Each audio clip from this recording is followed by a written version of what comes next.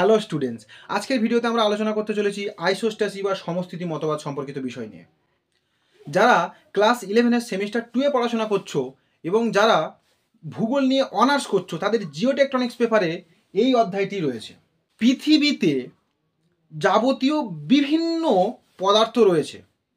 সমস্ত পদার্থের ঘনত্ব আলাদা আলাদা রকম এবং বিভিন্ন পদার্থ বিভিন্ন উচ্চতায় অবস্থান করছে বিভিন্ন ঘনত্বের সঙ্গে, এবং পৃথিবীতে এদের এই ভারসাম্য বজায় রেখে অবস্থান করাকেই সমস্থিতি মতবাদ বা আইসোস্ট্যাসি বলা হচ্ছে। এই সম্পর্কিত বিভিন্ন ভূগোলবিদ, গণিতবিদ, বিভিন্ন বৈজ্ঞানিক বিভিন্ন রকম মতবাদ দিয়েছেন। এদের মধ্যে থেকে স্যার এরি, স্যার প্র্যাট, হাইস্ক্যানেন, বাউই, হেফর্ড বিভিন্ন ভূগোলবিদ এই বিষয়ে তথ্য প্রমাণ প্রদান করেছেন। আমরা আজকে সমস্থিতি মতবাদের সর্বজনগ্রাহ্য মতবাদ নিয়ে আলোচনা করব। একটি যদি পাহাড় ধরা হয় তাহলে এই স্থান থেকে এই স্থান পর্যন্ত বিভিন্ন অংশ রয়েছে। কোথাও পাহাড়, কোথাও মালভূমি, কোথাও সমভূমি, কোথাও আবার সমুদ্র। এই যে পুরোটাই দাঁড়িয়ে রয়েছে একটা তলের ওপরে, যেটাকে আমরা ভাসমান তল বলতে পারি কিংবা প্রতিবিধান তল বলতে পারি। এই পাহাড়ের এই অংশটুকু যদি ভেঙে পড়ে তাহলে সেটা কোথায় যাবে?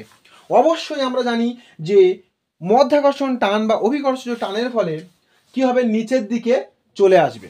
এবং এই যে পদার্থটা সেটা যখন নিচের দিকে চলে আসবে তখন কি হবে, এই নিচে সমুদ্র অঞ্চলে বা সমভূমি অঞ্চলে এসে চাপ সৃষ্টি করবে।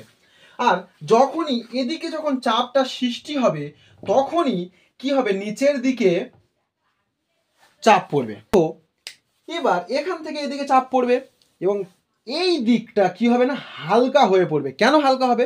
কারণ এর ওপরে থাকা কিছু পরিমাণ পদার্থ এখান থেকে সরে এখানে চলে এসছে, যার কারণে এখানের ওজনটা কিছু পরিমাণ হলেও কমে গেছে, যার ফলে এখানে এসে সেই চাপটা সৃষ্টি করেছে।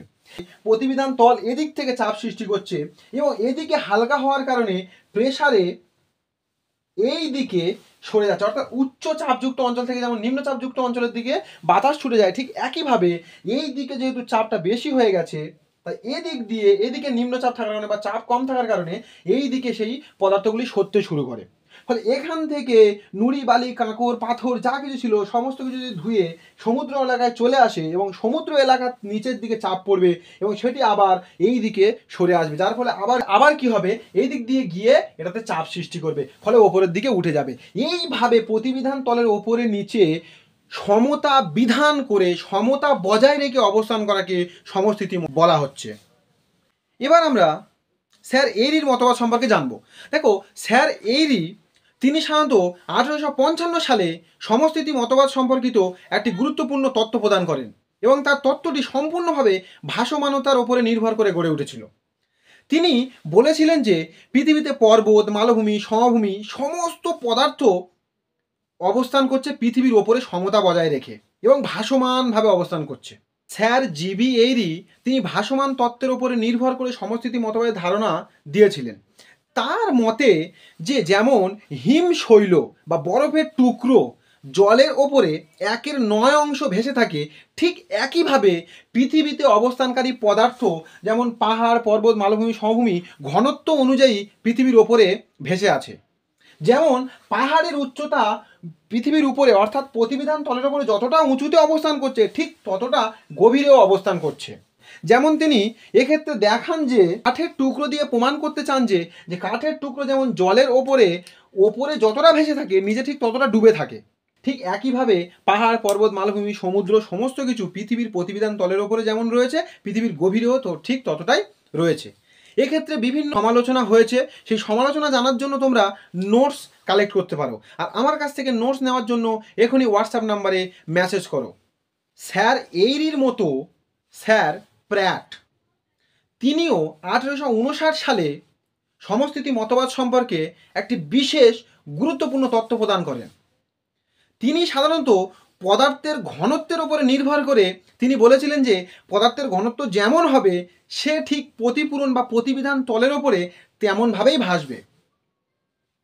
যেমন একটা পর্বত, মালভূমি, সমভূমি এরা সাধারণত সিলিকন, অ্যালুমিনিয়াম হালকা পদার্থ দ্বারা গঠিত, ঠিক একইভাবে মহাসাগরীয় অংশ, যেমন মহাসমুদ্র, মহীসোপান, মহীঢাল, এই সমস্ত যে অংশগুলো রয়েছে এগুলি সীমা অর্থাৎ সিলিকন এবং ম্যাগনেসিয়াম পদার্থ দ্বারা গঠিত। অর্থাৎ প্র্যাট বলেন যে যে সমস্ত পদার্থ ভারী তাদের উচ্চতা কম এবং যে সমস্ত পদার্থ হালকা তাদের উচ্চতাটা বেশি। এবং প্র্যাটের মতবাদে প্রতিবিধান তলের গুরুত্ব প্রধান। তার এই মতবাদ সম্পর্কিত বিভিন্ন ব্যক্তি এটা সমালোচনাও করেন। সেই সমস্ত সমালোচনা এবং অ্যারি ও প্র্যাটের পার্থক্য জানতে এখনই হোয়াটসঅ্যাপ নাম্বারে মেসেজ করে নোটস নিয়ে নাও। দেখা হচ্ছে আমাদের পরের ভিডিওতে। সমস্ত মতবাদ সম্পর্কিত ভিডিও তোমাদের কাছে নিয়ে এলাম। এটি তোমরা যদি সহজে সংক্ষেপে যদি বুঝতে পারো তাহলে একটা লাইক অবশ্যই করে যাও। আর হ্যাঁ, সাবস্ক্রাইব করবে, বন্ধুদের কাছে শেয়ার করতে ভুলবে না, কারণ শেয়ার না করলে আমার রিচ বাড়বে না। Thank you, that's all for today. দেখা হচ্ছে পরের কোনো টপিক নিয়ে।